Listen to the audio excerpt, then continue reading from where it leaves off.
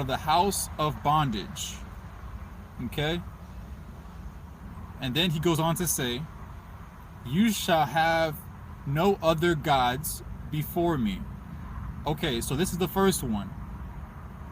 This is the first one. First commandment. He says, this is pretty serious too. He goes, you shall have no other gods before me. Now, what does that mean? No other gods before me? Because that can be expanded in a lot of different ways, actually. Basically, and what we perceive as from reading this alone, a lot of us can think of this and look at it like, okay, we're not supposed to go worship any other entities, deities, things like that. I mean, just by me saying that alone, I'm sure you guys probably already thought about other religions and how they already got, what they got going on.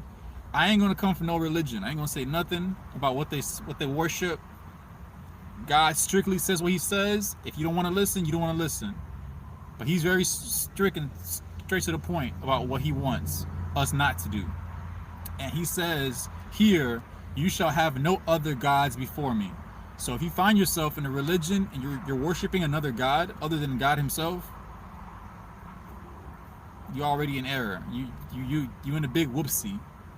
All right, you need to turn around, and you got to go back in another direction, in the right direction. All right. Now I want to add on to this too, right? It says don't worship other gods, right?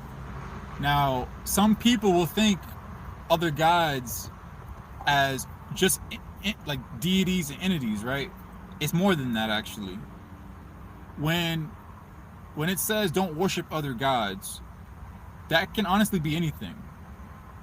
It don't worship anything over God.